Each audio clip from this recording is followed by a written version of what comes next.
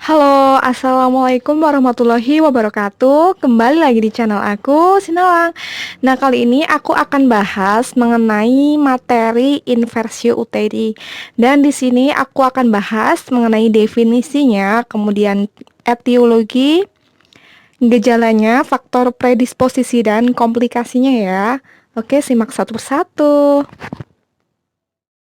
Baiklah, kita bahas mengenai definisinya. Untuk definisi dari inversio uteri merupakan suatu kondisi di mana keadaan uterus itu terbalik ya, dan sehingga bagian-bagian atas ataupun fundus uterinya itu masuk ke dalam kavum uteri sampai dengan keluar dari vulva. Jadi endometriumnya itu kelihatan gitu.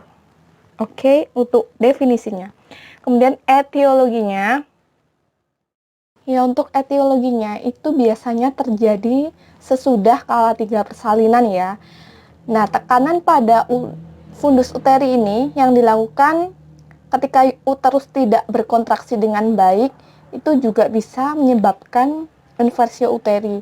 Dan akibat tarikan dari tali pusat yang terlalu kuat sehingga juga akan menyebabkan inversio uteri. Selain itu, nah, kontraksi yang tidak normal itu juga menyebabkan permulaan dari inversio uteri. Selain faktor-faktor tadi ya, juga bisa terjadi adanya atonia uteri, kemudian serviks yang masih terbuka sangat lebar dan adanya kekuatan dalam menarik fundus itu ke bawah. Atau bisa juga disebabkan oleh plasenta akreta, inkreta maupun perkreta juga ya. Itu untuk etiologinya. Kemudian yang ketiga ada gejala. Nah, untuk gejala itu ada beberapa ya, yaitu yang pertama ada perdarahan. Kalau perdarahan itu bisa terjadi karena metrorragia ataupun perdarahan di luar haid ya. Kemudian ada juga perdarahan akibat dari bekas implantasi plasenta. Dan yang kedua itu ada shock neurogenik. Ini akibat dari tarikan dari peritoneum. Nah, itu menyebabkan rasa nyeri ya, sehingga dapat dikatakan sebagai shock neurogenik ataupun shock yang terjadi karena rasa sakit yang berat gitu.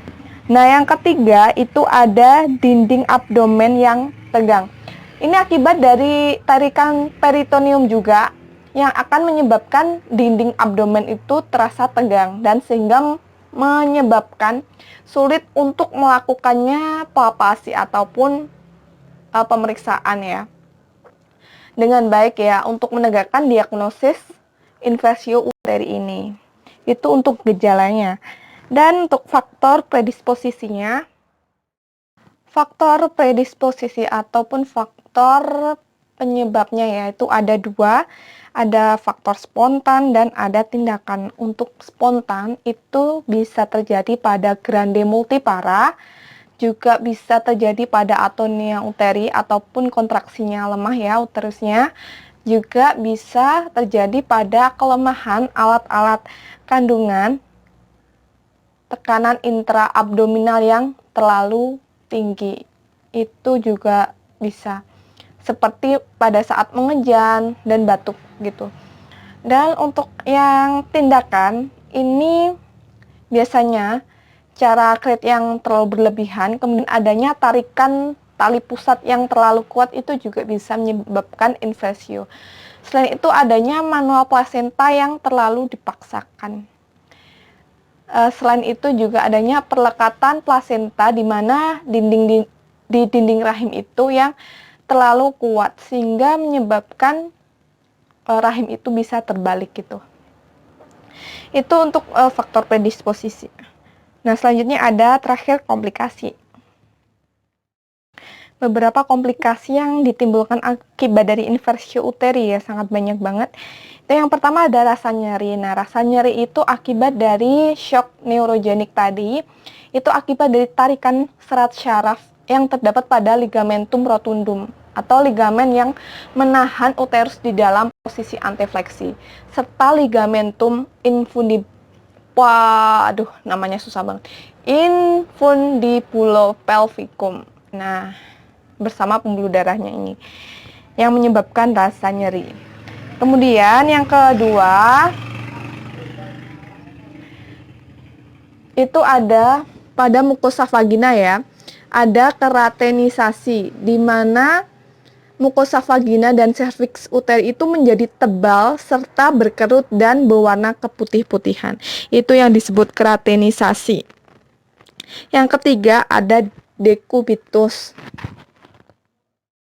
Dekubitus itu disebabkan karena adanya serviks uteri keluar dari vagina dan ujungnya itu bergesekan dengan paha ataupun pakaian si ibu ya, pakaian dalam si ibu.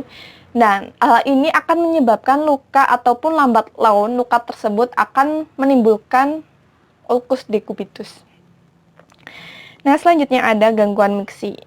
Untuk gangguan miksi ini itu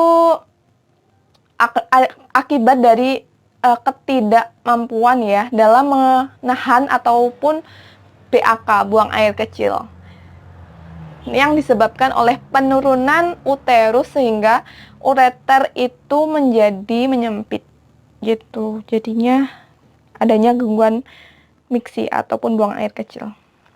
Nah, selanjutnya ada ISK. Untuk ISK ataupun yang dinamakan infeksi saluran kencing itu disebabkan karena adanya retensi dari air kencing itu sendiri. Dan infertilitas itu disebabkan karena dari fundus uteri itu turun sampai dekat dengan introitus vagina atau sama sekali keluar dari vagina sehingga akan menyebabkan sulit terjadinya kehamilan ya. Dan selanjutnya ada hemoroid. Untuk hemoroid ini terjadi akibat dari feses itu terkumpul di dalam rektum ya, sehingga adanya timbul obstipasi. Dan yang terakhir ada inkaserasi usus.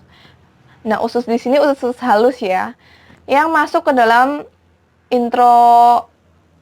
introktal, dan kemungkinan ini tidak bisa direposisi kembali gitu. Nah, itu untuk komplikasinya ya. Ini terakhir pembahasan kita.